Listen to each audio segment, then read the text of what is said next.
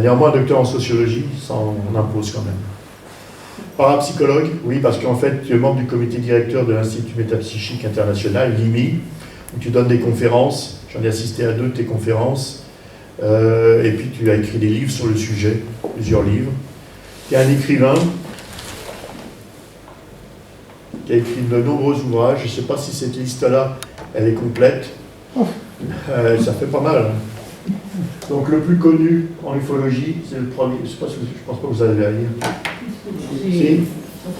Science-fiction et soucoupe volante. C'est vraiment, c'était un bouquin fondateur. Vous l'avez ici. Voilà. Donc, vous pouvez l'acheter. Si vous ne l'avez pas encore lu, je vous conseille de l'acheter. Il est là-bas. Et d'autres livres ufologiques. J'ai mis en surligné, surbrillance, les livres que je considère ufologiques. Moi, j'ai lu Science-fiction et soucoupe volante, et puis les livres La postérité du sabbat en bas. Mais soucoupe volante et les folklores, Retour sur l'anomélie belge, etc. Donc, et puis il y a même un roman qui est la conversion de Guillaume Portail, ici. Voilà. Oui, là. Voilà. Il y a des problèmes avec mes lunettes qui sont... C'est pour les lunettes pour voir près. Bon. Donc ça fait quand même une œuvre importante. Donc je suis très content d'accueillir Bertrand Meeus, qui est vraiment une figure de l'ufologie. Je ne dis pas ça pour le flatter, mais parce que vraiment... D'ailleurs, beaucoup de sceptiques se sont emparés de ses œuvres pour défendre leur position, et je pense que Bertrand nous expliquera un petit peu ce qu'il en est. Bon voilà, je ne vais pas en dire plus, je vais lui passer la parole. Je vais mettre je vais sortir de ma présentation, je vais préparer la sienne pour qu'il puisse l'utiliser comme il pourra.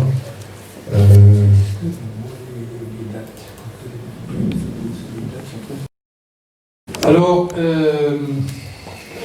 j'ai quelques préalables, comme toujours, à faire avant de commencer le sujet.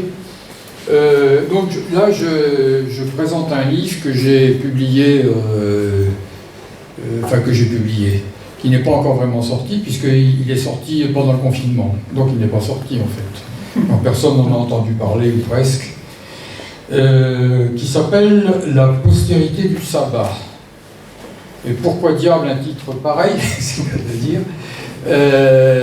Mais j'insiste beaucoup sur le fait qu'il y a un point d'interrogation. Alors je raconte très rapidement l'histoire de la chose avant d'entrer dans le vif du sujet. J'ai fait un premier bouquin, Science-fiction et soucoupe volante, qui traitait du facteur SF dans la création de la représentation qu'on a des ovnis. Et après, j'ai découvert en travaillant sur cette question qu'il y avait une couche sous-jacente qui était celle du folklore. J'ai rencontré des folkloristes à la Bibliothèque nationale et je me suis passionné pour cette question.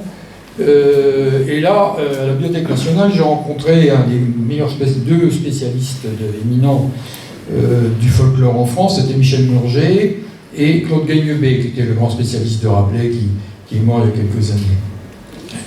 Et donc, ça m'a beaucoup influencé, et je me suis aperçu que sous ces récits, il y avait une dimension beaucoup plus profonde, beaucoup plus ancienne, qui m'a passionné. Donc, c'est Gagnebé qui m'a fait découvrir les diableries du XVIe, et puis aussi Murger. Et j'ai été saisi par le rapport qu'on pouvait faire entre les histoires d'enlèvement, dont on commençait à parler à l'époque, hein, c'était vers 80, 79, voilà. Et puis les diableries du XVIe, avec les gens enlevés au sabbat, etc. Vous voyez. Donc, mais j'avais pas la culture encore préalable, c'est-à-dire que je m'informais au fur et à mesure de mon travail. Ce qui faisait que je n'arrêtais pas de recommencer le livre sans arrêt, parce que en fait, j'étais pas...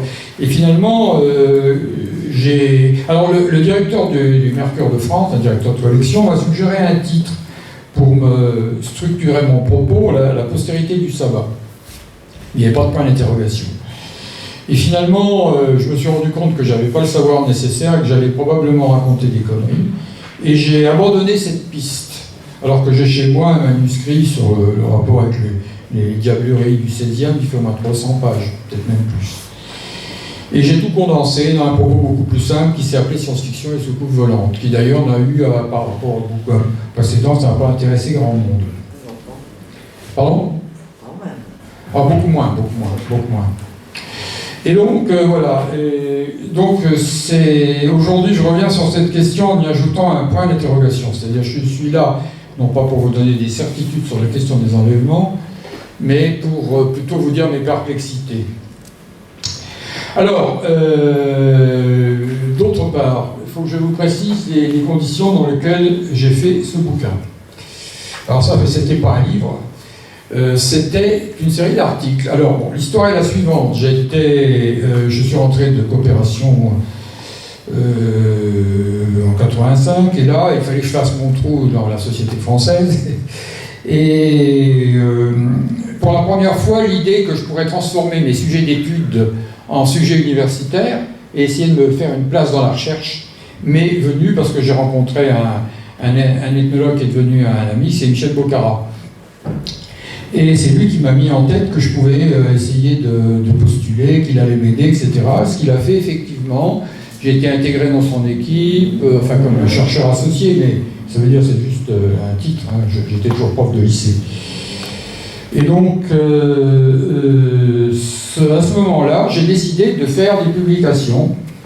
Je me suis dit, puisque c'est comme ça, on va jusqu'au bout, j'ai fait des articles et des exposés dans des colloques universitaires consacrés aux trans de possession, chamanisme et sujets connexes. Et donc, à chaque fois que je prenais la parole, ça stupéfiait les gens qui n'avaient jamais entendu parler à l'époque des enlèvements américains. Je reverrai toujours la première fois que j'ai parlé de ça devant Georges Lapassade, qui était à l'époque un des spécialistes reconnus de la transe. Il est venu me voir, il m'a dit « Qu'est-ce que c'est que ces histoires ? C'est vrai ça, il y en a... » Il dit « il y en a combien ? Il y en a 15, il y en a 20 ?» Je lui réponds « Il y en a des milliers. » C'est comme si le ciel lui était tombé sur la tête. Et là, j'ai tout de suite compris un truc. Ah, le sujet qui m'intéresse, il n'est pas dans le radar des anthropologues. Et ça passe sous le radar. Ils n'ont jamais entendu parler. Et j'ai vérifié ça d'exposé en exposé. Alors, ça suscitait toujours un intérêt très étonnant chez les gens qui étaient là, enfin, certains, moins. Et puis on me disait, mais publiez ça. Bon, puis après, par le réseau s'étendant, j'ai pu faire des articles dans des revues universitaires. Voilà. Donc, je vous raconte tout ça, c'est pas pour raconter ma vie, mais c'est pour vous montrer ce qui se passe quand on essaie d'académiser ce sujet et de se confronter au monde universitaire. Donc, le but de l'opération, c'était pas de publier des articles, c'était d'avoir des publications pour pouvoir postuler, soit le détachement, soit la fac, soit le CNRS. C'est clair. Mon but fondamental, c'était échapper au lycée. Et donc, voilà, aujourd'hui c'est la rentrée scolaire, oui, je rentre encore dans ma tête des fois au lycée. Donc, voilà, c'était le but de l'opération. Et j'ai été obligé donc de prendre un certain ton. J'ai très vite compris que si je traitais le sujet à la manière des ufologues, c'est-à-dire en cherchant à sonder la réalité factuelle de ces phénomènes, c'était foutu. Car l'adage fondamental en sociologie, ce n'est pas la réalité des faits qui compte, ce sont les croyances, etc. etc. Bien. Alors bon, j'ai donc adopté ce ton, mais en n'en pensant pas moins. Ce dit, alors les articles que j'ai faits à cette époque-là ne sont pratiquement pas connus des ufologues, c'est pourquoi je les ai rassemblés, parce que c'est paru dans les revues confidentielles de psychiatrie, d'anthropologie, etc. Et donc, j'ai mis beaucoup de temps à avouer ensuite, parce que les gens n'écoutaient pas, que c'était un ton de commande. J'étais obligé. Alors j'avais pris comme décision, puisque je ne pouvais pas dire tout ce que je pensais sur la question, de ne jamais dire ce que je ne pensais pas. Voilà, c'est très intéressant de préciser ces conditions. Et puis tout ça, ça n'a servi à rien, mais pas pour des raisons... j'ai pas été ostracisé du tout à cause du sujet, c'est pour d'autres raisons qui n'intéressent pas ici. Voilà. Et un jour, je précise quand même un jour, j'avais fait un article où j'ai gratigné Paul Venn, le plus grand de nos historiens, qui avait commis un texte absolument génial par ailleurs, un livre qui s'appelait « Les Grecs ont-ils cru à leur mythe ?» Et il soutenait une thèse très sceptique en montrant qu'en réalité non, les Grecs, comme tout le monde d'ailleurs, faisaient semblant de croire à leur mythe, mais en fait n'y croyaient pas. C'était la thèse de Fontenelle, de Voltaire, vous voyez, la thèse sceptique à la française, quoi. Et moi, je l'ai gratigné en faisant un article qui s'appelait les Occidentaux du XXe siècle ont-ils cru à leur mythe? Et en prenant l'exemple de la vague qui, à l'époque, se développait aux États-Unis, j'ai pris le contre-pied complet de Venn en entrant dans les détails de la discussion. Et pour l'anecdote, j'avais pas du tout imaginé qu'il allait lire ce texte. Puis un jour, j'ai reçu une lettre, dans mon casier au lycée, j'ai trouvé une lettre du Collège de France. Alors t'as dit, oh, j'ai failli avoir une syncope. J'ai attendu une journée avant d'ouvrir. Et Paul Venn me disait, finalement, je me rends à votre point de vue. J'étais sceptique, abusivement sceptique. Alors il me raconte son parcours. Et un des buts de publier ce livre, c'était de publier la lettre de Paul Venn, parce qu'il m'avait autorisé à la publier, et je ne l'ai jamais retrouvée. Malheureusement, heureusement plutôt, j'ai eu... Je crois que je l'ai. Hein? C'est toi qui l'aurais? Tu m'en avais dit que photocopie, je crois que je l'ai, oui. Too late. Mais je te remercie, je suis content de la retrouver quand même. C'est pas sûr qu'elle soit pas partie dans mon déménagement, mais je vais vérifier. Mais tu m'avais envoyé une photocopie. Bon, enfin bref. C'est incroyable. Comme tu avais dit. Mais il se trouve, pour finir avec cette petite histoire, qu'à un moment donné, il y a un anthropologue américain qui s'appelle Richard Buxton, qui a enquêté sur les écrivains français, enfin les historiens, qui a fait un livre sur Venn. Et il s'est intéressé à cette époque de la pensée de Paul Venn, et justement à ce livre. Et il lui a demandé où il en était, et Paul Venn lui a répondu, sur cette question, envoyez mes Eust. Mais je ne l'ai jamais su. Je ne l'ai jamais su, c'est paru dans un bouquin paru en 92, par là, 95 je crois, à l'époque où j'étais en train de postuler, mais je ne l'ai jamais su, donc je n'ai pas pu, parce que si j'avais eu ça, ma carrière universitaire aurait fait un bond, aurait été boostée. Vous savez, c'est comme ça que ça marche. Bon, voilà. Alors donc, confrontation délicate avec le monde universitaire. Finalement, le sujet, alors les gens ils disaient, mais oui, c'est passionnant, c'est vrai, comment se fait-il qu'on n'a pas pensé à étudier toutes ces choses-là, etc. Oui, vous avez raison. Et puis plus rien. Rien. En fait, il n'y a pas eu de retombée. Si vous voulez, après le succès d'estime avec les gens que j'avais rencontrés, mais il n'y a rien eu. Et on arrive au point qu'il y a un sociologue qui s'appelle Esquer, auquel j'ai consacré une postface assez virulente, qui est dans ce bouquin, qui s'en est pris à ma thèse de 78, la science-fiction de soucoupe volante, et qui revient à des positions complètement... c'est incroyable, c'est comme si rien ne s'était passé depuis, entre-temps. Voilà, donc ça c'est le contexte. Donc ce sont des articles qui résument, qui présentent d'abord au monde universitaire le phénomène, qui décrivent la vague qui se passe aux États-Unis à l'époque. Alors c'est paru dans la revue Synapse, dans la revue Communication, dans des revues de ce genre, vous voyez, des revues qui ne sont pas des revues en public. Et donc ça décrit la vague, ça décrit le contexte, et ça prend des points particuliers. Je prends appui sur certains points particuliers. Si vous voulez, dans chaque article, il y a un côté litanique. Si vous lisez le bouquin, vous allez vite sauter la présentation, parce que c'était en gros de la vulgarisation pour les universitaires, on va dire ce que j'ai fait. C'est un paradoxe. Et donc, à chaque fois, je prenais un aspect de la question pour le traiter, mais je prenais des aspects qui intéressaient les universitaires. Par exemple, dans la discussion avec Paul Venn, si vous voulez, le monde qui me lisait n'avait strictement rien à foutre de savoir si les ovnis existent ou n'existent pas. Pour eux, c'est un sujet extrêmement vulgaire, dont il n'est pas lieu d'en discuter. Et en revanche, ce qui les intéressait, c'est ce que je disais à propos de, par exemple, de l'influence que Michel Foucault avait eue sur Paul Venn, etc., etc. Alors ça les intéressait. Et ça n'intéresse pas, a priori, les ufologues, vous voyez. Donc le but était de se faire se rencontrer les deux.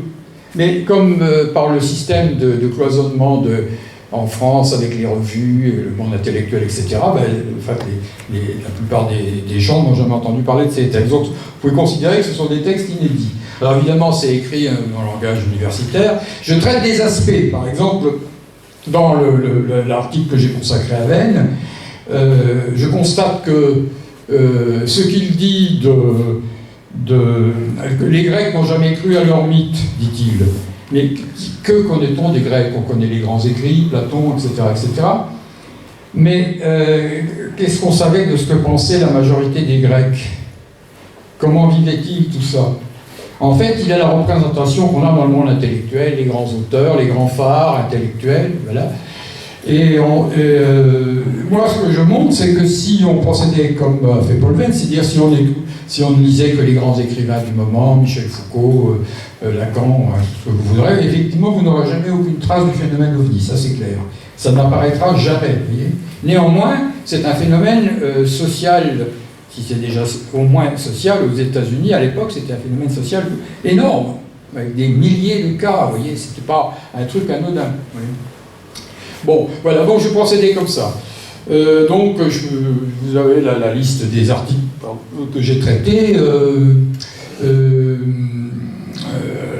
Par exemple, qu'est-ce que j'ai fait encore? À l'époque, pour vous donner un exemple, il était de mode chez les anthropologues d'aller assister, chez les ethnologues, à des opérations chirurgicales, genre transplantation cardiaque, et de raconter ce qu'ils avaient vécu, ce qu'ils avaient éprouvé, etc., etc.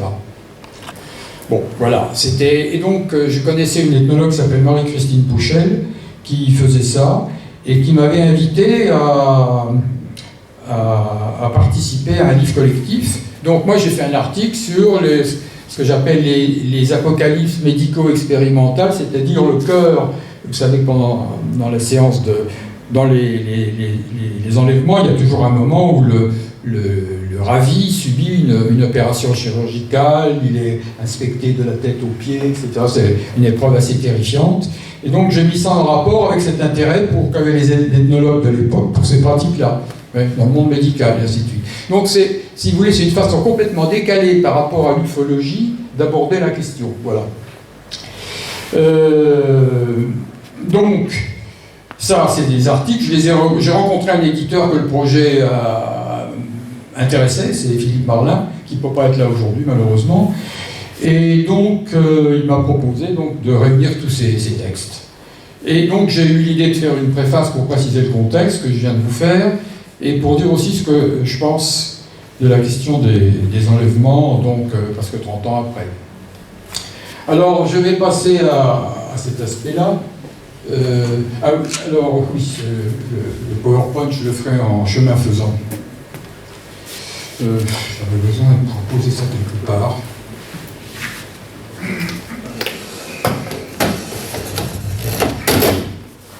Voilà. Donc,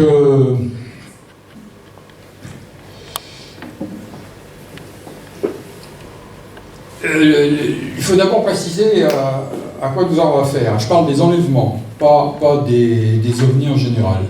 Donc les enlèvements, on peut considérer que c'est un peu comme une énigme dans l'énigme. C'est-à-dire, à l'intérieur du dossier, il y a un autre dossier qui s'emboîte dans le premier et dans lequel il y a des phénomènes beaucoup plus extraordinaires, qualitativement beaucoup plus riches, mais aussi matériellement moins étayés, si tant est que les ovnis eux-mêmes soient très étayés. Voilà. Donc il y a ce premier problème qui surgit. Alors, quel est le parti de prendre devant un phénomène de ce genre, hein? J'ai essayé à chaque fois je ne suis pas sceptique, je desserre un peu le scepticisme, c'est-à-dire que je garde quand même la question ouverte. Je garde la question ouverte. Mais le principe est de toujours rester en contact avec les données empiriques. Hein. Je vous préciserai de quelles données empiriques, quelles sont les données empiriques qui m'intéressent. C'est-à-dire, par exemple, ça peut être la date des rapports, la façon dont ils sont comment les cas émergent, comment c'est construit, etc., etc. Donc une approche plutôt sociologique et historique, si vous voulez. Alors, par exemple, je me refuse aux spéculations qui ne collent pas, qui ne sont pas validées au moins avec des données empiriques. Je me souviens que quand Philippe Solal, là, vous savez ce livre qui est collectif là, dans lequel est intervenu Philippe Solal, il y avait Guillemant, je crois aussi. Ouais. Hein, moi, il m'avait proposé, Philippe Solal, d'y participer, et j'ai dit non, moi, je sens plus, j'ai plus envie de ce genre de spéculation, parce qu'on va construire étant donné la fragilité du matériel avec lequel on travaille, on va construire une cathédrale spéculative sur du sable. Donc j'ai pas voulu.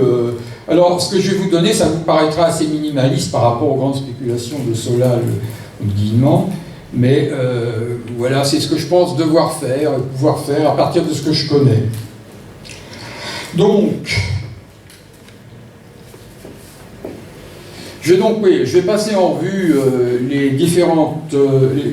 ces différents éléments empiriques qui méritent, selon moi, réflexion, qui continuent de m'intriguer, si vous voulez, c'est ça. Je vais vous dire quels sont les aspects du dossier qui continuent de me dire qu'on n'a pas tout compris de cette affaire.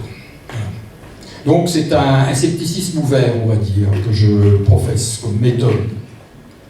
Alors le premier de ces points, c'est la coïncidence avec la science-fiction et les soucoupes volantes. Bon, il y a certainement parmi vous pas mal qui ont déjà vu exposer ce problème. Il y en a qui doivent en avoir marre même de me l'entendre le rappeler. Alors évidemment, bon, on va dire que je ressasse les rêves de ma jeunesse, mais je persiste à penser, tout bien réfléchi, qu'il y a dans ce phénomène quelque chose qu'on n'a pas encore compris. Moi, j'ai toujours pas compris personnellement, et si je puis dire, je ne suis pas le seul. J'ai pas tout compris. Il y a quelque chose qui m'échappe. Je vais vous donner les explications les plus simples qu'on peut déplier à partir de ce que je vais vous exposer. Donc, j'en viens à cette histoire. Quels sont ceux qui m'ont déjà entendu parler de ça et levez la main. Bon, il y en a une petite, il y a la moitié des gens à peu près. Donc, il faut quand même que j'explique. Donc, le premier livre que j'ai fait, c'est parti d'une sorte d'intuition. Je raconte ça, j'aime bien raconter cette histoire. J'avais lu beaucoup de science-fiction dans ma jeunesse. Surtout la vieille science-fiction, j'avais lu Jules Verne, tout ça. Et à un moment donné, j'ai commencé à être intrigué par les ressemblances entre les rapports d'OVNI et puis tels qu'on les figurait à l'époque dans les revues de soucoupe, avec des portraits robots, des dessins. Il faut être très précis, hein, puisqu'on n'a pas de photos, ou enfin, les photos sont douteuses, on les rencontre rapprochées, on a des dessins. On a des dessins, ce sont des portraits robots en quelque sorte. Et donc j'ai été frappé par la ressemblance qu'il y avait avec les histoires de la science-fiction. Et un jour, que dans le grenier de mes parents, j'étais en train de chercher des vieux bouquins, je suis tombé sur une illustration qui représentait la roue fulgurante de Jean de La Hire. Donc c'est un écrivain c'était avant 1910, ce texte. Et ça représentait un disque qui pompe quelqu'un à l'intérieur d'un faisceau de lumière. J'ai cru voir sur le coup une illustration de la lumière dans la nuit ou de phénomènes spatiaux. C'était pas ça du tout, c'était un livre de science-fiction. J'ai regardé la date, ça devait être 1910 ou 1912, peut-être même avant 1910. Alors là, ça m'a complètement... Parce qu'à l'époque où j'avais trouvé ça, ça devait être en 1975, on commençait à parler des premiers cas d'enlèvement, et il y a déjà des figurations, des représentations qui étaient sorties. Ça m'a complètement scotché. Je me suis dit, mais comment est-il possible qu'on ait fait une illustration comme ça avant que le phénomène OVNI existe? Voilà, tout est parti de ça, et toute l'intuition, et je dois dire, tout ce que j'ai fait depuis, en bien ou en mal, dans le domaine des idées, est parti de ça. C'est-à-dire que j'ai développé cette idée dans d'autres domaines, les phénomènes de résonance, si vous voulez, entre différents secteurs de la culture, si vous voulez. C'est un étrange phénomène de résonance. Alors j'ai établi ce phénomène d'une manière méticuleuse, dans le premier bouquin. Je dois préciser une chose, c'est qu'à l'époque où j'ai fait ce livre, j'étais tributaire de la collection de Pierre Versin, qui était le meilleur connaisseur de cette question à l'époque et que je connaissais puisque je l'avais rencontré dans des colloques de science-fiction où j'allais. Et Versin, il se moquait de moi au début, puis avait pour moi intérêt pour les ovnis, parce qu'il considérait que c'était vraiment... Puis ça a commencé à l'intriguer quand je lui ai parlé de cette coïncidence, ça l'amusait beaucoup. Donc, j'arrivais chez lui et je lui disais, il me faut des romans avec des faisceaux lumineux tronqués, il me faut des trucs qui lévitent d'une voiture. Enfin, je prenais toute la phénoménologie des ovnis, je lui demandais, et il entassait les bouquins sur la table. Au bout d'un moment, la table était... il avait la plus grande collection de France. Mais même du monde, je pense. Il était à Yverdon en Suisse. Mais il n'avait pas beaucoup de science-fiction américaine. Or, cette imagerie a surtout proliféré dans la science-fiction américaine à partir des années 20. En France, on appelait ça le merveilleux scientifique, c'est devenu la science fiction plus tard aux États-Unis. Et donc, en fait, à l'époque où j'ai fait ça, je n'avais pas toute la doc que je peux vous montrer maintenant. Alors, je vais vous montrer quelques exemples, mais il y a une immense documentation qui est disponible aujourd'hui et qu'on peut assez facilement trouver sur Internet, alors qu'à l'époque, c'était très très rare. Le papier était de mauvaise qualité, les bouquins s'effritaient, enfin, il fallait les conserver, c'était très difficile. Voilà. Donc, j'ai procédé d'une façon méthodique, il y a eu des discussions, certains m'ont reproché d'avoir construit la coïncidence. J'ai essayé de montrer les arguments qui montraient que je ne l'avais pas construite, qu'elle était objective, enfin, etc. Enfin, c'est une vieille discussion. Bon, on va pas revenir là-dessus.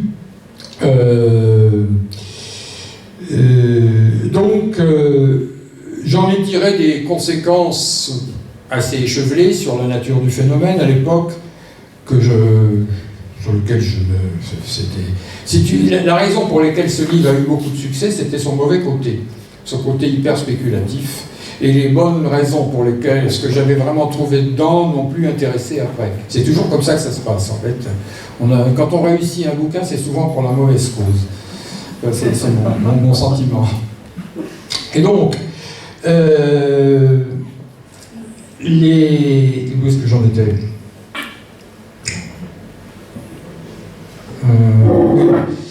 Donc, les conclusions les plus simples qu'on pouvait en tirer,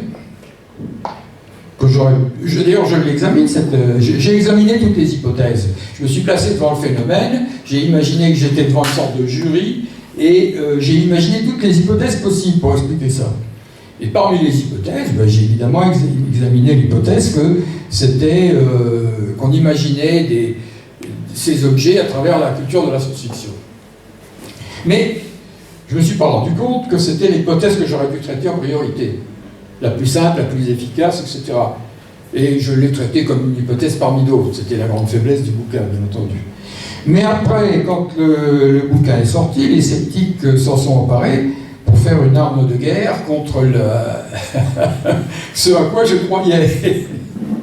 Bon, alors, ce que je vais vous montrer, on va passer rapidement sur les illustrations d'OVNI proprement dit. Ce qu'il y a surtout dans ce PowerPoint, c'est des choses relatives aux enlèvements. Vous allez comprendre. Alors, on va commencer par celle-là. Ça, c'est une illustration d'un roman de Paul Divois qui doit dater de... C'est avant 1910. Vous voyez l'avion. Alors, vous voyez tout de suite que, pour commencer, l'enlèvement est un très vieux thème. Il est déjà présent dans la science-fiction en 1910. Il était déjà avant. Avant, oui. Alors, on parle d'objet technique. Objet technique. Et donc, sitôt qu'on a inventé des machines, on les a imaginées dotées d'un pouvoir abducteur, en quelque sorte, si je puis dire. Que ce soit les avions ou les voitures, ou tout ce qui vole, tout ce qui roule est devenu objet fantôme. Alors, si vous faisiez une liste de ces genres de titres, l'aéroplane fantôme, la voiture fantôme, etc., à la Bibliothèque nationale, vous en trouveriez des dizaines, des centaines, je ne sais pas. Et je dois vous dire que je me souviens très distinctement, pour vous montrer que c'était une structure vraiment de la pensée, J'étais pas encore entré en 6e, je n'avais pas encore lu... j'avais déjà lu les romans de Jules Verne à l'époque, bon, c'était pas comme aujourd'hui, il n'y avait pas Internet. Mais j'avais pas lu de récits, j'avais pas lu Robur le Conquérant, par exemple, où il y a les enlèvements, etc. Et j'avais un fantasme. J'imaginais une voiture, parce que j'arrêtais pas quand j'étais enfant de me construire des romans dans ma tête. J'imaginais une voiture d'une vitesse absolument fantastique, qui était capable de venir d'Auxerre, qui est à peu près 30 km de chez moi, en quelques secondes, ou quelques minutes, et qui enlevait les gens. C'était un fantasme que je me jouais. Et quand j'ai découvert qu'il y avait des gens qui avaient écrit ça dans la science-fiction à l'époque, je vous jure que je n'avais eu aucun contact repérable. Donc ça veut dire que entre les différents secteurs de la culture, comme ça il y a les esprits individuels et la culture du moment, il y a des phénomènes de résonance que pour l'instant on ne parvient pas encore à identifier. Vous comprenez ce que je veux dire? Alors je vais vous donner un exemple sur lequel j'aimerais bien travailler, c'est l'histoire de, comment il s'appelle, ce malfaiteur diabolique là, qui naît dans la... C'était deux auteurs. Fantomas, voilà. À l'époque où Fantomas apparaît, je crois que c'est pendant la guerre de 14, hein, et Fantomas, c'est Adolf Hitler, pour simplifier. Je suis absolument certain que les auteurs n'ont jamais entendu parler d'Hitler, pour cause, mais je suis certain qu'Hitler n'a jamais entendu parler de Fantomas. Mais il y a quelque chose dans Fantomas qui renvoie inéluctablement à Adolf Hitler. C'est stupéfiant. Et donc, depuis un moment, je m'intéresse à tous ces phénomènes de résonance, vous voyez, de ce genre. Alors, le cas des ovnis en est un. Il y en a un autre que je suis en train de travailler en ce moment, c'est la résonance évidente qu'il y a entre l'œuvre de Proust et les travaux de la métapsychique. À l'époque où il écrivait, c'est-à-dire à partir de 1908, qui sont évidents, pour moi c'est évident, il y a une structure, et je ne pense pas que Proust ait jamais entendu parler du docteur Hosty. Il avait une connaissance un peu périphérique de ça, mais il ne connaissait pas. Donc voilà, dans une culture à un moment donné, il y a des phénomènes de résonance, vous me suivez bien? Et donc, l'argument selon lequel les témoins n'ont jamais entendu parler de ceci ou de cela, il faut prendre avec des pincettes. Parce qu'il y a une dimension subliminale de la communication qui nous échappe complètement. Maintenant, ça peut prendre un aspect tel que ça devient très étonnant.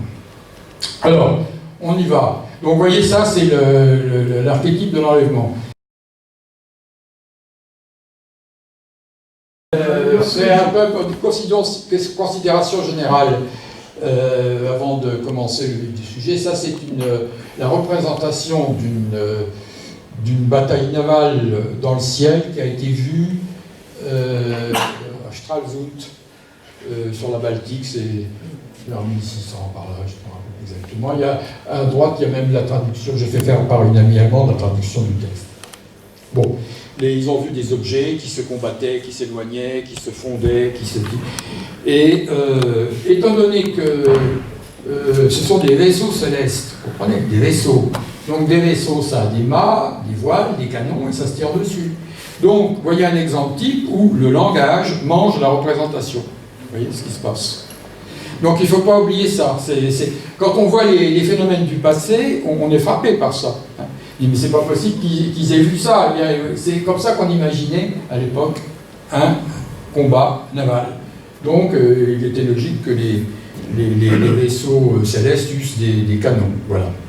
Dans la Bible, la première représentation, c'est le prophète Élie qui a été emporté par un char. Voilà. Un char de feu, donc c'était les chars à l'époque. Mais c'était un char, bien sûr. Bien sûr. C'est pas une fusée. Bon, ensuite. Donc il ne faut jamais perdre de vue cela, hein, c'est que la question qui se pose est de savoir jusqu'à quel point l'idée qu'on se fait de la chose mange la représentation que nous nous en faisons, vous voyez. Alors ça, c'est les fameux vaisseaux de Robur. Alors ça, c'est, je ne sais pas si je crois que c'est celui de Robur le Conquérant. Donc ces vaisseaux-là ont été... ça, c'est paru dans la littérature une dizaine d'années avant que ça soit vu aux États-Unis. Vous savez, la vague des Airships de 1797. Ouais. À droite, c'est une variante. Voilà, c'est alors là, vous voyez apparaître quelque chose de très intéressant, le fameux faisceau de lumière. Alors vous allez remarquer une constante dans toutes ces représentations, il importe, il faut que le vaisseau fantôme, qu'il soit extraterrestre ou piloté par un savant fou, dans le cas de Jules Verne c'est un savant fou, c'est Robur, il se doit d'émettre des faisceaux très puissants de lumière. Alors souvent, là c'est clairement agressif, hein, mais souvent cette lumière n'a aucune représentation, on ne sait pas à quoi ça sert, ça n'est même pas précisé dans les illustrations. Mais c'est en quelque sorte une prolongation, une manifestation de la puissance extraordinaire qui est là devant nous. Comment dire, c'est l'ange avec son pouvoir, en quelque sorte. Bon, alors après, on va voir apparaître, alors, bon, on commence à voir des... Vous pouvez lire la date, là? Non. Alors... 1936. Ouais. Alors, à droite, c'est intéressant. Oui, il y a deux sortes de représentations qu'on voit clairement apparaître, sans que c'est... Voilà. Ça, c'est la version Tolly Nuts and Bolts, ce qu'on ne voit jamais dans les ovnis, sauf dans les récits de contactés, en gros. Et ça, c'est ce qu'on voit quand on voit quelque chose ou qu'on croit le voir, ou que les caméras le filment. Et lisse, compact, qui émet de la lumière. Dans le dernier, les dernières révélations des Américains, on voit une sorte d'objet comme ça qui tourne sur lui-même. Vous l'avez vu celui-là? Et qui émet une lumière puissante, un halo de lumière. Je dois dire que je n'ai toujours pas compris là. Parce que là, si ces phénomènes-là sont réels, si ce sont de vrais, si les Américains ne nous mènent pas en bateau, vous voyez ce que je veux dire? C'est observé par tout ce que l'humanité a inventé de systèmes de détection les plus sophistiqués. Or, ça se trouve, mais voilà, ça c'est ce qu'on vu. Enfin, l'objet, il n'a pas cette forme-là, c'est un... Oui, c'est le fameux tic-tac. Enfin, vous voyez, c'est lisse et compact. Bien. Alors, ça, c'était un prix, hein, vous voyez la date, 29, c'était un prix. Donc en fait c'est une auberge espagnole. Le dessin avait fait comment dire, la revue avait publié ce dessin avec pour mission au lecteur d'inventer l'histoire qu'elle est avec. C'était et donc on cherchait celui qui gagnerait le prix. Alors là vous remarquerez que ici l'objet en question. Voilà, il y a des fameux rayons, et là on voit apparaître une autre fonction des rayons, c'est la fonction d'enlèvement. Alors, dans les cas d'OVNI, c'est plus modeste, c'est une voiture. Une voiture, une personne, on va le voir à plusieurs reprises. Là, c'est carrément l'Empire State Building. Carrément, les extraterrestres ont enlevé l'Empire State Building. Alors c'est ce que j'ai appelé dans mon bouquin de 78 le seuil de passage à la fiction, c'est-à-dire le phénomène que par principe on ne verra jamais dans les ovnis. Les ovnis c'est toujours un phénomène localisé, restreint, contrôlé, c'est-à-dire ça ne peut pas remettre en cause l'histoire humaine, toute la représentation qu'on se fait du réel, etc. C'est parfaitement sous contrôle. Soit que ce soit des fantasmes humains, soit qu'il y a un X derrière qui manipule tout ça. On laisse pour l'instant on regarde ça en ne se posant pas la question de qui fait ça. On regarde comment ça marche, vous voyez. Là, vous ne verrez jamais ça dans la science-fiction, dans les ovnis, bien entendu. Mais les ingrédients, ils sont.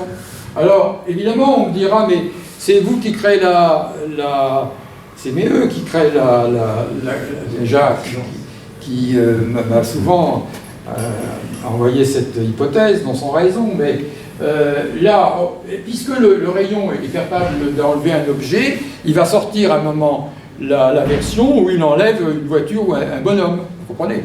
C'est logique.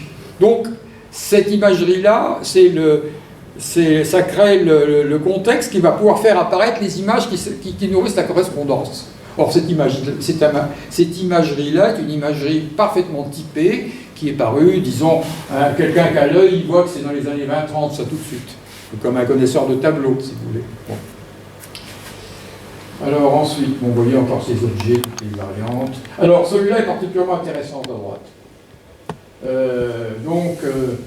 Vous voyez que cette espèce de plateforme, ça fait penser à ce qu'on a vu en Belgique, ou qu'on dit avoir vu en Belgique en 89.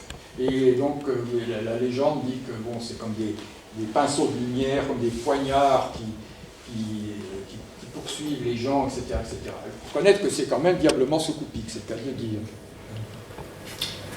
Ensuite, à droite. Non, alors, oui, voilà, à gauche maintenant. Ça, c'est une image qui illustre un roman de Campbell. Hein, vous voyez la date. En fait, ça n'est pas un objet volant. C'est une ville qui est établie sur des piliers de lumière antigravitiques. Vous voyez ? Et ça permet à ces objets de se déplacer. Vous voyez, là, ils se déplacent. La lumière étant chargée, entre autres capacités dans la science-fiction, elle va à la gravité. Elle va, c'est une arme, elle détruit, enfin, elle fait tout, la lumière. Donc, on voit bien que cette image-là, elle peut... D'accord, on me dira, ouais, mais les esprits ombrageux me diront, oui, mais là, c'est pas un ovni, c'est une ville. Si on regarde bien, on voit les structures de la ville. Vous voyez ? Et vous voyez aussi le halo de lumière qui, bien entendu, l'environne. Et quand l'objet s'éloigne, on ne voit plus que le halo de lumière, et ça devient un ovni tout à fait parfait. Mais le problème, c'est que dans certains cas, vous verrez, ça sert aussi à faire des ovnis tout à fait corrects. Enfin, je veux dire, dans les portraits robots, hein, vous me suivez bien. Donc, voilà, ça c'est un navire qui est agressé par 32, vous voyez, agressé par un objet extraterrestre. Évidemment, un enlèvement va s'en suivre.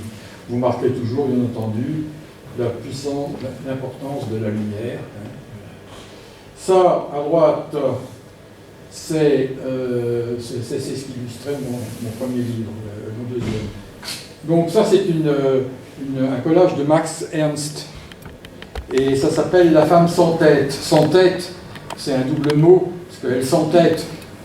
Il y a sans tête, bon bref. Sans ou sans, enfin, c'est un jeu de mots moins triste. Et vous remarquez l'atmosphère de catastrophe qui vous voyez, les morts, les éclairs, le ciel chargé. Ça ressemble aussi à une sorte de pyramide aztèque, vous voyez.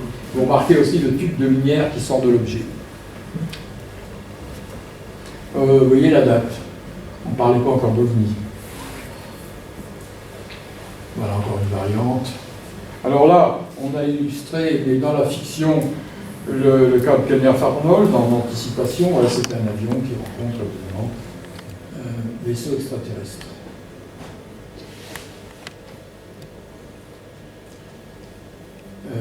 Alors là, on entre dans quelque chose d'intéressant. Là, c'est la Deuxième Guerre mondiale, vous voyez.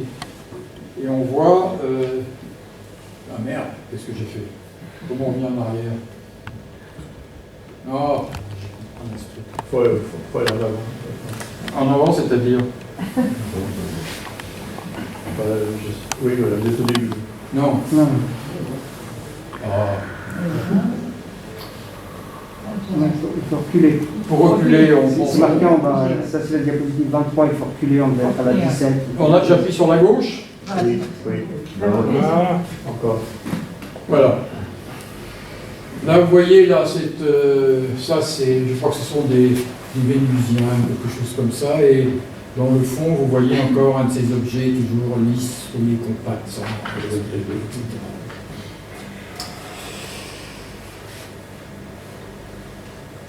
Alors là, si vous regardez bien, vous verrez que on est en 1940 là. Et vous voyez, vous reconnaissez le casque du soldat anglais.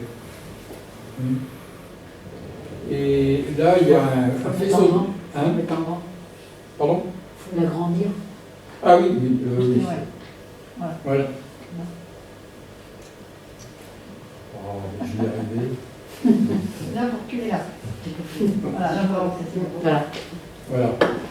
Ouais, ça y est. Donc vous avez le casque, vous voyez le faisceau de lumière qui frappe, on ne le voit pas bien là, mais sur l'illustration, on voit nettement un faisceau de lumière qui vient frapper le soldat. L'illustration que tout le monde connaît dans le domaine des ovnis. Voilà. Et le soldat, il est comme foudroyé, et ainsi de suite. Celle-là, je vous l'ai déjà montrée, je passe.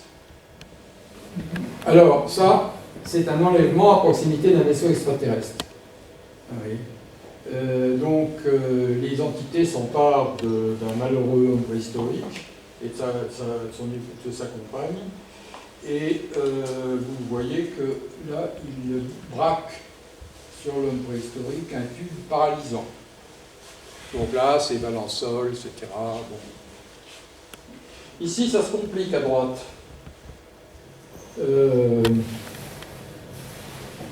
Alors c'est assez marrant, c'est comme dans l'histoire des îles. Le couple est séparé et ils subissent l'examen de rigueur. Ils subissent l'examen de rigueur. Vous voyez, l'autre, il est sous une sorte de plafond lumineux et il subit, vous voyez, il est sur là. Et c'est à l'intérieur de l'objet extraterrestre, évidemment. Et là, c'est plus précis. Il est dit qu'il lui prélève du sang pour les expériences. Vous voyez, ils sont en train de prélever du sang. Alors là, on est dans la problématique des enlèvements avec les prélèvements de liquides organiques, le sang, le sperme, etc., qui fait partie de la routine des enlèvements, en quelque sorte. Là, on entre dans les effets plus sophistiqués des enlèvements. Alors, c'est Borgé qui a trouvé tout ça. Il a découvert que il a fait un livre qui s'appelait, il avait fait exprès de le nommer en anglais, il montre que les détails de l'enlèvement, y compris les implants qu'on met dans le corps, etc., sont dans la fiction des années 30. Si vous voulez, ça commence à devenir diablement précis. Diablement, c'est le cas de le dire ici.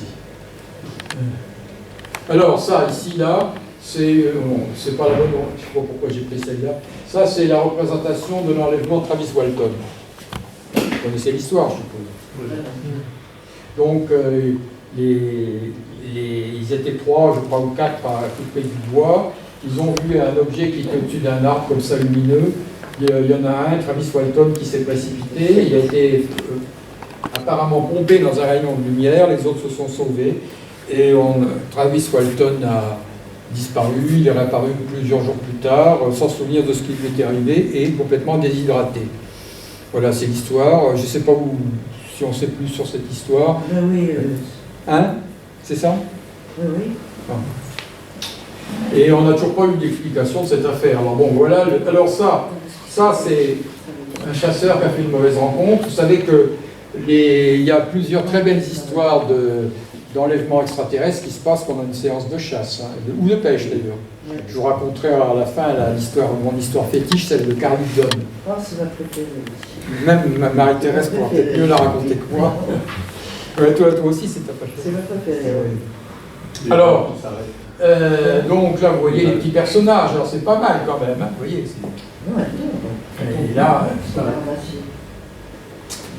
donc pendant une partie de chasse, n'oubliez pas la structure. Ça, c'est une structure qu'on retrouve dans les histoires de chamanisme, etc.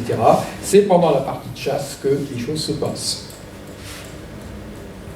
Alors, ça, c'est une représentation de... Alors là, oui, ça, c'est le dessin des extraterrestres qui ont enlevé le Polonais. Vous connaissez ça, l'histoire de 78. Un Polonais qui allait avec sa charrette, une des plus belles histoires des enlèvements. Il allait avec sa charrette travailler à ses champs, un vieux, qui, en charrette, hein, c'était encore sous l'Union soviétique, 78. Et puis, à un moment donné, il a vu au bord du chemin deux petits êtres qui venaient, qu'il a d'abord pris pour des enfants. Vous connaissez l'histoire? Si, j'ai raconté Marceligas. Bon, je la raconte pour ceux qui ne la connaissent pas. En Pologne, il est d'usage, à l'époque, il était d'usage, lorsqu'on rencontrait quelqu'un qui allait quelque part dans la même direction et qu'on était en charrette, on le faisait monter dans la charrette. C'était la politesse. Donc, quand il est arrivé à la hauteur des enfants, Les enfants se sont assis sur les bords de la charrette, les pieds ballants. Et puis, à un moment donné, quand même, quand il les a vus de plus près, il a vu ceci. C'est inquiétant, les petits êtres qui émettaient un chant comme des oiseaux. En fait, ils ne parlaient pas, ils chantaient. Et puis, son cheval a commencé à manifester des signes de terreur. Et alors, à ce moment-là, ils ont vu un objet qui était posé au bord de la route. Il n'était pas posé, il flottait dans l'air. Il était sur 4 grands pieds, mais les pieds ne touchaient pas le sol. C'était une sorte de cube qui flottait en l'air. Et là, ensuite, il a été pompé par un rayon de lumière à l'intérieur de l'objet. On lui a donné quelque chose à manger, le don rituel. Et puis, on l'a renvoyé en bas. Et là, il est rentré chez lui complètement hagard. Il a raconté l'histoire qui lui était arrivée. On est venu, etc. Il paraît qu'il y a un livre entier qui a été dit sur cette affaire, malheureusement. Je ne lis pas le polonais. Alors, ce qui est frappant, c'est de voir, si vous voulez, le décalage entre l'imagerie de science-fiction, en gros, qui entoure l'histoire, et puis le côté très archaïque de l'histoire. Ça se passait à la frontière de la Biélorussie, un endroit qui devait être à l'époque extrêmement retiré encore. Alors, ici, c'est encore un enlèvement, vous voyez. Là, l'objectif, là, on est en train de lui étudier le cerveau, on est en train de lui pomper ce qu'il y a dans son cerveau, etc. Vous voyez les êtres étranges qui sont là. Alors là, on arrive maintenant à quelque chose de différent. Lorsque les ovnis, là, tout ça a été tout à fait pré-arnoldien. Il n'y a aucun des récits que je vous ai montré qui est postérieur à 1940, je crois. Là, on entre maintenant dans l'histoire des ovnis.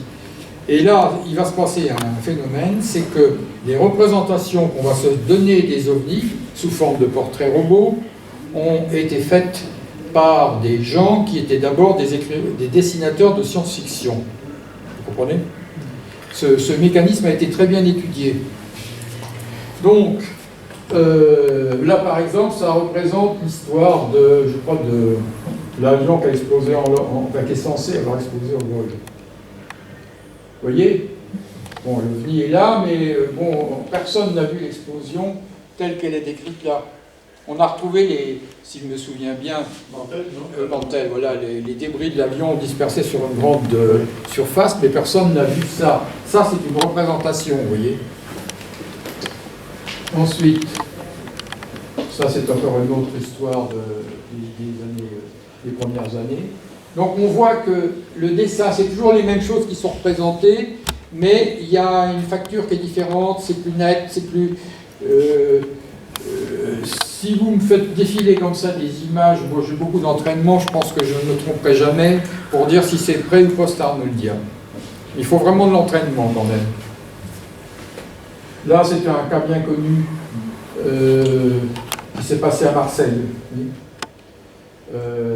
Donc l'OVNI a été posé sur la piste d'atterrissage, un douanier l'a approché de très près, mais je doute qu'il ait eu dans la réalité la précision des détails qu'on voit, vous voyez.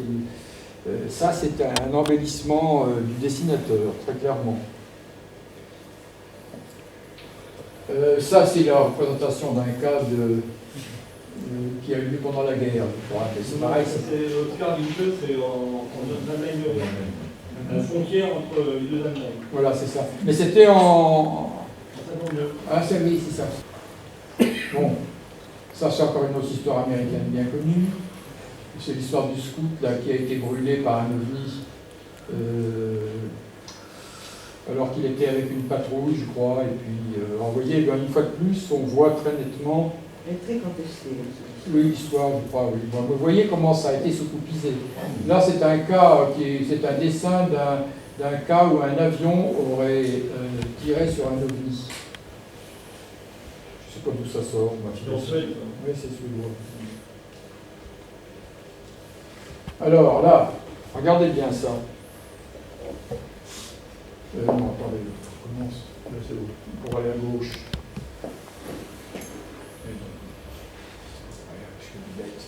Voilà. Ça, c'est de la science-fiction. C'est des êtres avec un cube qui vient, vous voyez, un humain qui est enlevé dans un faisceau de lumière. Ça, c'est des extraterrestres en train d'enlever. Et ça, c'est le véritable dessin pour Travis Walton. Qu'est-ce que vous voulez que je vous dise de plus? C'est quand même pas moi qui ai inventé la correspondance. Alors ça, c'est très intéressant, parce que je vous avais montré tout à l'heure cette ville perchée sur ces piliers antigravitiques. Et là, la voici, mais comparée à un cas célèbre d'OVNI qui a été observé près d'un barrage en Espagne. Donc lui-même établi sur des piliers de lumière. Bon, voilà. On aurait pratiquement au bout de cette... Mais bon, en fait, on pourrait continuer pendant très longtemps avec des trucs comme ça. Ça, c'est Cussac. La représentation que Joël Ménard a fait de Cussac. Ça, c'est un cas aussi qui date d'une revue de science-fiction de 1945 qui est parue dans le Cocardi des Tizettes. On les va sortir de leur nom. Bon, on va arrêter avec ça. Donc, quelle conclusion est-ce qu'on peut tirer de tout ça? On arrête C'est les dessinateurs, les premiers dessinateurs qui ont représenté les ovnis, comme je vous l'ai dit, en France tout du moins, étaient des dessinateurs de science-fiction. Ils ont donc transféré l'imagerie de la SF qu'ils connaissaient à ce nouveau phénomène. Et le problème, c'est que le nouveau phénomène semblait bizarrement se prêter à ça. Vous voyez, on ne décrit pas des objets qui font 500 mètres de long. Non, on décrit des objets qui, curieusement, semblent s'encastrer dans ces représentations. Alors, l'explication la plus simple, donc j'en reviens à mon propos initial. Qu'est-ce que je disais dans cette émotion? L'explication la plus simple. Oui, l'explication la plus simple, c'est que l'image que nous avons des ovnis, en tout cas des cas rapprochés, des enlèvements particulièrement, qui sont les phénomènes les plus spectaculaires, a été construite à partir de ces portraits robots. Vous voyez? Bon. Donc, l'explication la plus simple, c'est que nous avons affaire à un phénomène à la fois psychique et culturel, et non pas à une manifestation d'extraterrestres. Nous sommes dans le domaine de la représentation, de la culture, nous ne sommes pas dans le domaine d'un phénomène qui serait complètement étranger à tout ce que nous pouvons imaginer. Au contraire, ça s'encastre avec une telle précision dans ce qu'on a imaginé avant, qu'il y a lieu de penser que c'est en grande partie une construction. Voilà, donc on en est dans cette énigme. Mais, ceci dit, vous allez voir, il y a tout un tas de problèmes qui restent à que l'on ne répond pas. Je vais étudier comment le phénomène s'est manifesté et repérer les choses qui continuent de m'étonner, que je trouve étranges. Donc, la première donnée qu'on a vue, c'était la coïncidence avec la science-fiction. La deuxième donnée, c'est la précocité, la multiplicité et l'isolement des premiers cas. Je veux dire par là, ils sont arrivés très vite, beaucoup plus vite que tout ce qu'on peut imaginer. Ils ont été multiples sans qu'on le sache. Ils sont restés isolés pendant longtemps puisqu'il n'y avait pas de système pour les rapporter. Et en même temps, ils présentaient exactement la même structure. Voilà. Alors, c'est peut-être pas une énigme qui nous conduit du côté des extraterrestres, mais c'est quand même quelque chose de très intéressant pour les sciences sociales, pour les sciences de l'esprit. Alors, on va commencer par... avant de parler de précocité, on va même parler d'antériorité. Parce que vous savez sans doute qu'il y a un dossier des cas d'enlèvement pré-arnoldien. Oui, Hein? et puis les témoignages pré-arnoldiens. Oui, bien sûr. Moi, je ne parle pas des témoignages pré-arnoldiens pour les ovnis en général, il y en a des quantités. Mais des témoignages des cas d'enlèvement pré-arnoldiens. Donc, là-dessus, peut-être parmi vous, certains pourront me répondre. Est-ce que Claude Monget a fini son travail? Parce qu'il est tellement... tous les ans, j'envoie un mail un peu avant l'été parce que je me dis que ça me ferait plaisir de lire ça pendant les vacances. Et bien non, il n'a toujours pas fini parce que... Il en est à la page 900. Voilà, alors donc en fait il a des dizaines de cas pré-arnoldiens. Bon. La question qui se pose, c'est qu'est-ce qu'ils valent? Évidemment, l'explication la plus simple, c'est que c'est ce qu'on appelle la rétrosoupisation. C'est-à-dire le souvenir est vu, c'est quelqu'un qui, probablement sincère, a imaginé quelque chose qui lui est arrivé à travers tout ce que je viens de vous montrer. D'accord. Donc ça, on peut l'imaginer. D'autre part, ça m'étonnerait qu'il y ait un seul cas. S'il y avait seulement un cas très précis racontant un enlèvement, mais daté, pré-arnoldien, alors là, ça serait extraordinaire. C'est le genre de choses que je cherche, vous voyez. Alors la probabilité que ça existe est très faible, évidemment. J'en ai un. Hein? J'en ai un. T'en as un?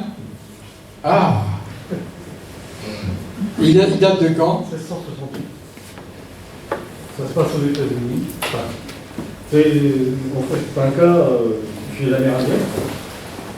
Et c'est pas tellement un enlèvement, c'est plutôt du temps manquant. Et en fait, au lieu de partir quelques semaines, il part un an. Ah oui, alors ça c'est... Il rencontre une énorme, ce qu'ils décrivent comme une énorme tortue, avec un nain qui à côté. Ah quand même.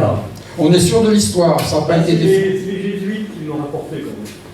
Alors que l'histoire soit vraie ou pas. Non, mais alors, en tout cas, il y a l'histoire. Et on a la date. Parce que, en fait, la probabilité, ça peut être vrai, et que la probabilité pour qu'un tel récit ait été enregistré avant Arnold est très, très, très faible, vous comprenez? Il faut un concours de circonstances invraisemblables. Comme par exemple, je pense, vous avez peut-être entendu parler des prophéties d'Yvonne Aimée de Malestroit. C'est une sœur bretonne qui avait des rêves obsédants et très étranges qui lui semblaient décrire des événements futurs dans lesquels elle était impliquée, qui semblaient impliquer qu'il y aurait une guerre terrible. Elle voyait des types occuper la France avec une tenue vert de gris, etc. Enfin bref. Et le confesseur lui a dit, écoutez, c'est très étrange, à chaque fois que vous faites un rêve, envoyez-moi la correspondance, envoyez-moi le récit. Donc on a toute sa correspondance datée, ça a duré pendant plusieurs années, c'était entre 20 et 23 par là. Et à l'époque, Hitler n'était pas encore là, et ainsi de suite. Donc, et effectivement, elle décrit avec beaucoup de précision, notamment une scène extraordinaire où on lui remet une décoration. Elle ne comprend pas ce que ça signifie. Et en fait, elle s'est illustrée pendant la Résistance et elle voit un grand général qui lui remet une décoration. En fait, c'est De Gaulle qui l'a décoré en 1945. Donc là, il a fallu un concours de circonstances absolument invraisemblable pour qu'une telle chose se produise. Mais ça arrive. Donc, on ne peut pas désespérer complètement de trouver un cas. En tout cas, ce qui est frappant, si vous voulez, c'est un phénomène qui déborderait son existence dans le passé, son existence officielle, vous voyez, qui s'auto-déborderait en quelque sorte, comme s'il y avait une sorte d'ombre autour de lui qui va dans le futur. Enfin, c'était très étonnant. Moi, personnellement, je m'étonne de ça. Donc, étant donné c'est pour ça que ce qui m'intéresse dans les cas qu'est en train de collecter Claude Mauger, moi, c'est les cas pré-arnoldiens. Ça, c'est vraiment très fascinant. Voilà, ça, c'est un objet d'étonnement. Ensuite, je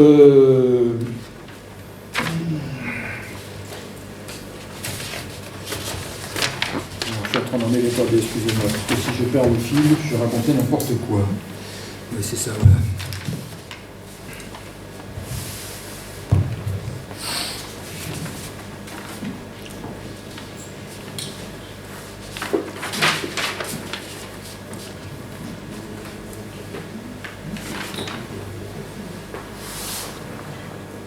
Bon, donc j'ai une ensuite,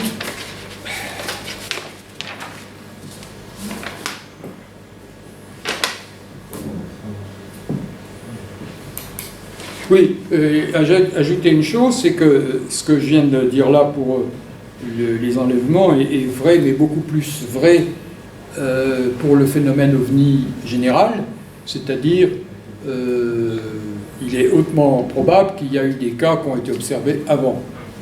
Il y a là-dessus, il y a une énorme masse d'informations, c'est différent. Après, On peut discuter, est-ce que les cas ont été déformés, mais je ne crois pas que ce soit possible. Là, il y a aussi justement, là, il y a plus de cas qui ont été des textes d'époque, etc. Oui, j'aurais aimé faire une parenthèse. Il y a le livre Les extraterrestres avant les secoupes volantes de Jean Sibert, catalogue mondial de 370 cas de rencontres des 3e et 4e. Oui, je l'ai lu, oui. Alors, ce qui est intéressant, à mon avis, dans ce bouquin, c'est les cas à partir du milieu du 19e. Parce qu'après, c'est très difficile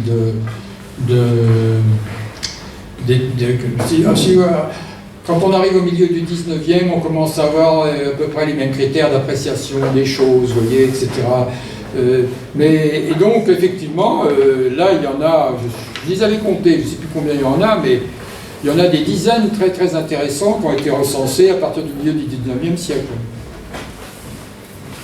Alors c'est souvent, bon, les gens ont été frappés par quelque chose qu'ils ont vu, mais comme toujours, ces témoignages ont été faits souvent après. Alors, il y a ensuite les premiers récits post-arnoldiens recensés. Alors, je parle ici de récits et non pas forcément de cas, puisque au tout début, il n'y a pas forcément eu des enquêtes. Mais ce qui est important, c'est qu'on ait la date. La date et au moins la description qui a été donnée. Alors, en fait, le premier cas d'enlèvement, ou plus exactement de pré-enlèvement, ou de quasi-enlèvement, il a eu lieu quelque chose comme un mois après le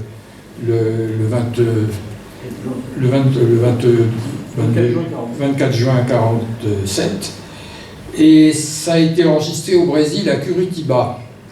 Donc l'histoire qui est alléguée, c'est un géographe qui allait pour faire des relevés topographiques et qui a vu se poser un objet en forme de planète Saturne et des êtres de grande taille qui semblaient jouer auprès de cet objet. Il a eu peur, il s'est caché, les êtres l'ont vu et ils l'ont invité à monter dans l'objet. Et il a essayé de se soustraire, il a réussi à se défiler et il a vu l'objet démarrer. Voilà l'histoire. Le type s'appelait Higgins. S'il y en a qui savent ce qu'on sait depuis, moi je ne sais pas. Aux dernières nouvelles, je crois qu'on n'a jamais identifié qui était cet homme, s'il existait. Oui, j'ai fait des grosses recherches. Voilà, si c'était un canular. En tout cas, j'ai la coupure de presse chez moi. C'était au début août 47. Alors ce qui est intéressant, c'est de voir qu'il n'a pas fallu plus de 3 semaines pour que cette structure qui est impliquée déjà avant dans la science-fiction surgisse dans la réalité.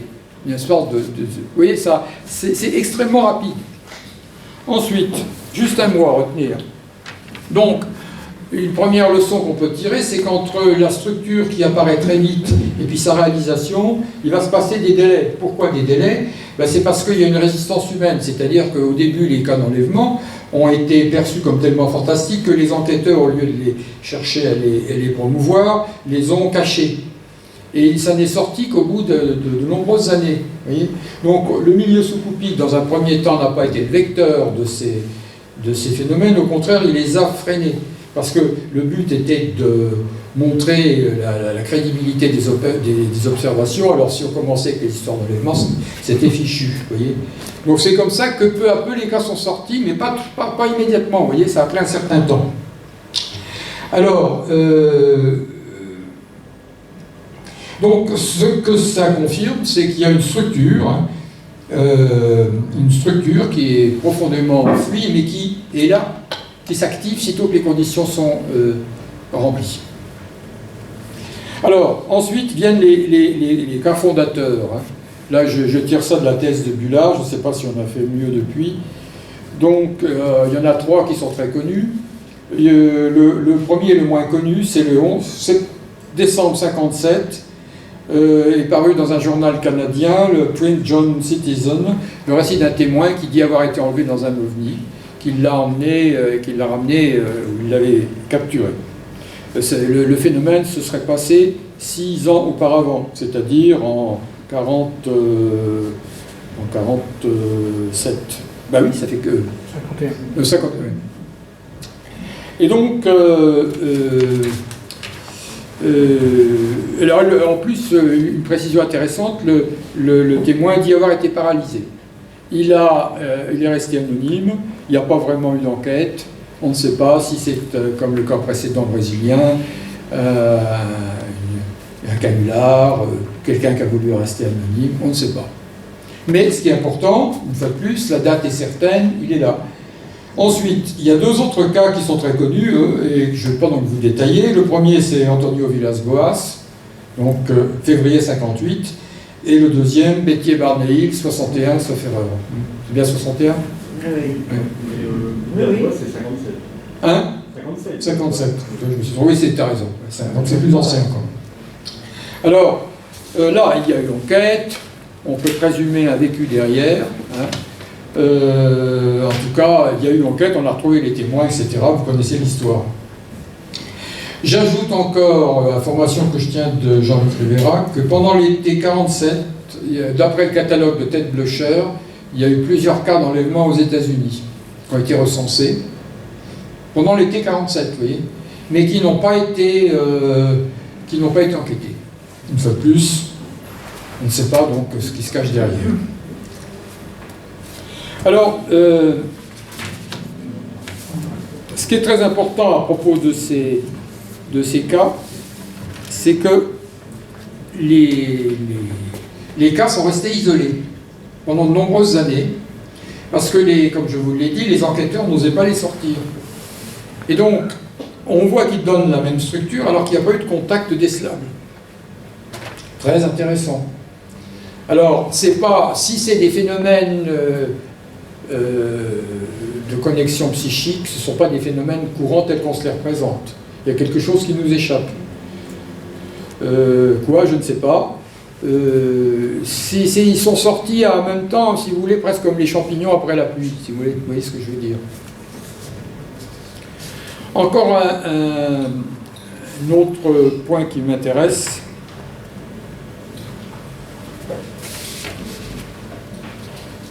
Ah oui, c'est ce que a montré Eric Zurcher dans la conférence qu'il avait faite ici il y a 2 ans je crois, auquel j'avais assisté.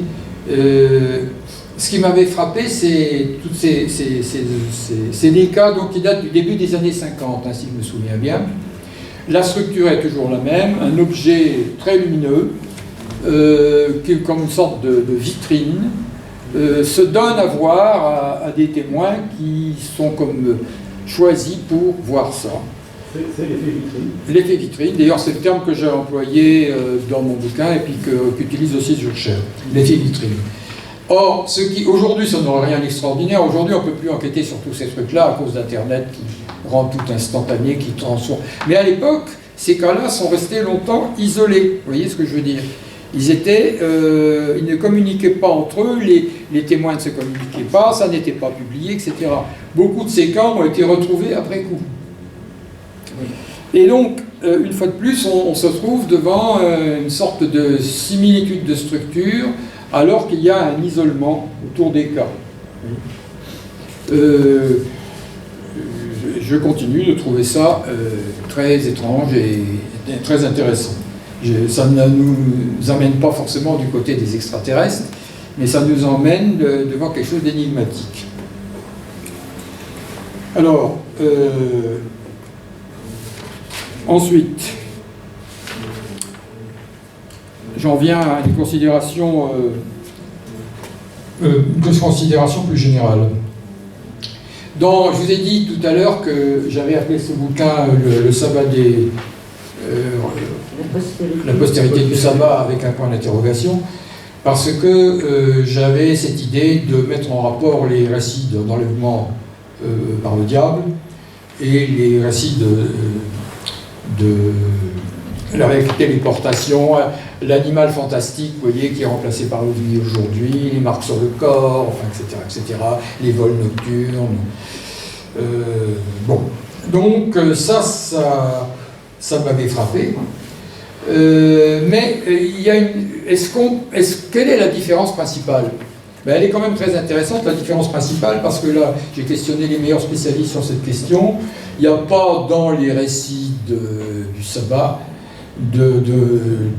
d'allégations d'objets célestes qui viendraient se greffer là-dessus. C'est un phénomène typiquement moderne. Vous voyez ? C'est un point très important. Autrement, les conditions de construction des phénomènes, le délire des inquisiteurs est à comparer avec le délire de certains soucoupistes, tout ça c'est pareil. Mais le problème c'est qu'il n'y a pas les objets célestes. Ça n'est pas pareil sur ce plan. Ensuite, il y a encore une différence que j'estime essentielle, sur laquelle j'insiste beaucoup dans ma préface, là, c'est que la différence qu'il y a entre les premiers cas d'enlèvement, les prototypes, si vous voulez, Bébé Douro, enfin tous ceux qui connaissent les enlèvements ont baigné dans toutes ces histoires, Betty Andreasson, Higdon, voilà, vous connaissez tout. Alors là, c'est des cas qui sont, premièrement, fortement individualisés, vous voyez. C'est comme des prototypes qui ne se sont pas contaminés les uns à les autres parce que le contexte contaminateur n'était pas encore forgé, qui souvent allèguent des péripéties qui semblent dénoter une inscription matérielle du phénomène. Par exemple, Higdon, on va retrouver... je raconterai l'histoire après, où Marie-Thérèse nous la racontera.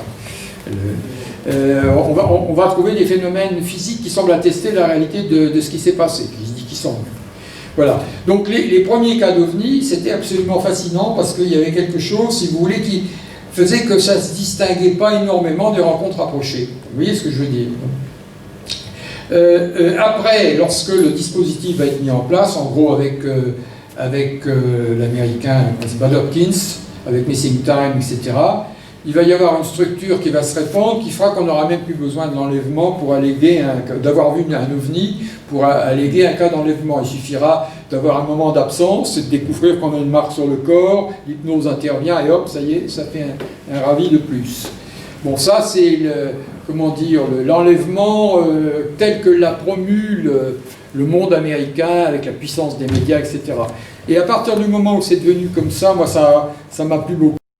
Il est aussi fictif que l'autre phénomène, vous comprenez ce que je veux dire. Donc, on est là devant quelque chose, moi j'avoue que j'y perds mon latin, je ne sais plus quoi penser de ça. Oui. En tout cas, on ne peut pas s'en débarrasser si facilement que ça, de ces cas d'enlèvement à plusieurs personnes. Il faut aussi pas oublier, j'ai vu des statistiques qui montrent que des cas d'enlèvement multiples sont beaucoup plus nombreux qu'on le croit. Je ne sais plus les chiffres, mais j'ai vu des chiffres de l'ordre de... Je ne sais pas si c'est pas 20% des cas d'enlèvement qui sont de... Est-ce que quelqu'un peut corroborer ces chiffres? Parce que non seulement il y a des enlèvements multiples où il y a 2 personnes ou 3, mais il y a des cas d'enlèvement où il y a 50, voire même 150 personnes. Hein. Ah oui, alors là on montre... Bon. Qui se reconnaissent après, ça c'est... Et alors, dernier point que je veux signaler avant de... Si on a encore un temps pour la discussion, c'est que les premiers récits sont antérieurs au dispositif de l'abductologie. Alors, je précise. Un dispositif pour les anthropologues, c'est un système de représentation, de croyances, de rituels, etc., qui canalise l'énergie psychique. On va dire ça pour simplifier. C'est un concept extrêmement puissant en anthropologie. Alors, l'abductologie, ce que j'appelle l'abductologie, c'est le système qui s'est mis en place pour canaliser les récits d'enlèvement. Je ne dis pas qu'ils ne l'ont pas fait. Ceux qui l'ont mis en place ne l'ont pas fait pour canaliser, mais ils ont canalisé. L'exemple le plus typique est celui de... comment s'appelle-t-il cet américain que j'ai cité tout à l'heure, là, Jacobs. Voilà. J'ai rencontré Jacobs aux États-Unis, je l'ai écouté dans une conférence. Pour moi, c'était l'évidence, c'était un inquisiteur qui fabrique les cas. C'est absolument incroyable à voir. Et donc, évidemment, on se dit qu'il y a dû avoir beaucoup de cas comme ça du temps de la chasse aux sorcières. Il est venu ici, il a parlé ici. Ah oui? Et il vous a convaincu? Pas du tout. C'est scandaleux. Moi, je l'ai vu travailler. C'est scandaleux. Bon, et voilà, en tout cas, bon, ça c'est vraiment l'inquisiteur standard, on va dire. Mais ce dispositif lui-même, il s'est mis en place au bout d'un certain temps. Et ce qu'on a fini par découvrir à force de chercher les détails, c'est que les premiers récits sont antérieurs au dispositif. C'est-à-dire, ce n'est pas les dispositifs qui ont créé les premiers récits, ce sont les premiers récits qui ont suscité l'émergence du dispositif. C'est fondamental, ça. Et donc, ça nous emmène, alors pas forcément du côté des extraterrestres, mais vers des choses très intéressantes. Si on compare, par exemple, avec l'histoire du sabbat des sorcières, justement, au bouquin de Gainsbourg, vous avez peut-être... Bataille nocturne. Le bataille nocturne, voilà. Donc, dans les batailles nocturnes, il montre que ça concerne un groupe de cette sorte de chamans, en fait, hein. Mais on n'emploie pas le terme à l'époque, des gens des contre-sorciers, exactement, qui, la nuit, en extase, vont combattre les sorciers. Et donc, les inquisiteurs ont cru que c'était le diable et les ont condamnés pour commerce avec le diable. Et les inquisiteurs ont fini par, en les torturant, etc., par refaçonner leur discours. Mais à l'origine, les Bénandandis, c'était pas ça. Il y a donc, il faut supposer derrière les histoires des Bénandandis, des récits spontanés plus anciens, appartenant à une autre culture, qui ont été refaçonnés par les inquisiteurs. Voilà l'histoire.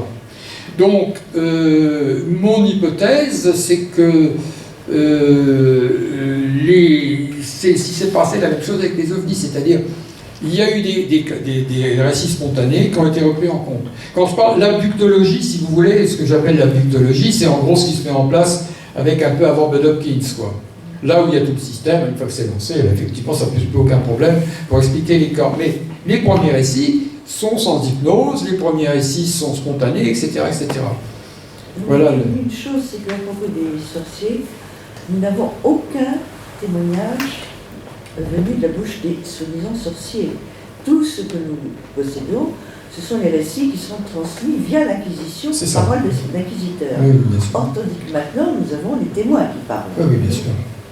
Et je vais vous lire en guise de conclusion un petit passage que j'ai écrit dans la fin de ma postface.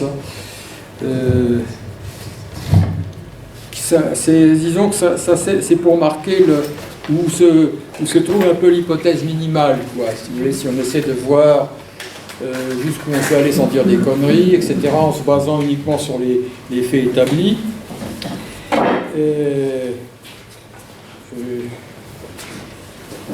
C'est ici.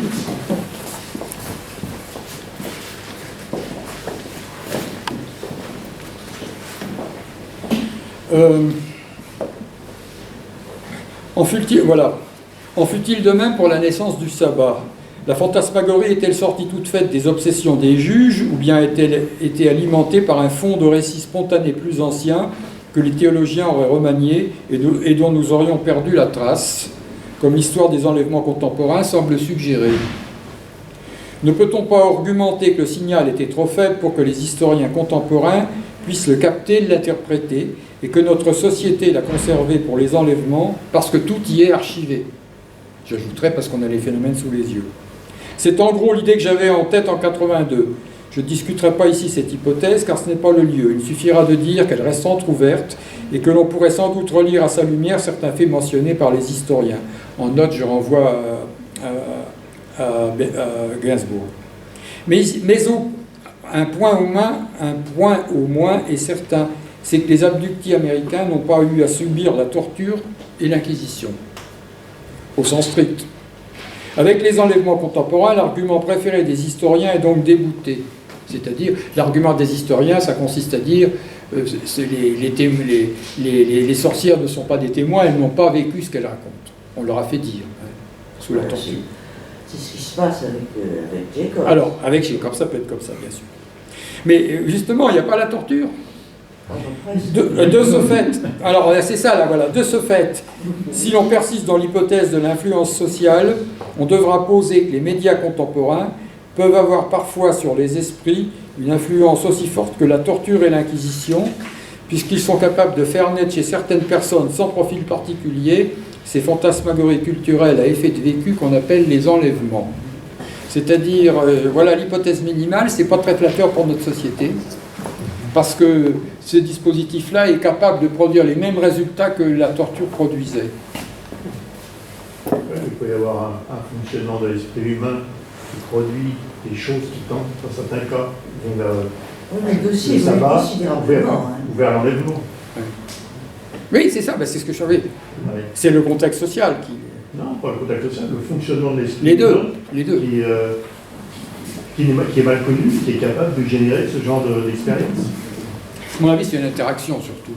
Entre ça... Regardez, en Australie, les gens ne pensent pas comme nous, ils vivent dans l'état du rêve, et ils voient des choses extraordinaires, ils voient ce que nous on appelle des extraterrestres. Oui, les aborigènes. Enfin, je ne sais pas s'ils ont encore ces expériences aujourd'hui, mais... Non, je pense que ça doit se terminer, bien sûr. Ça doit être détruit par la culture moderne.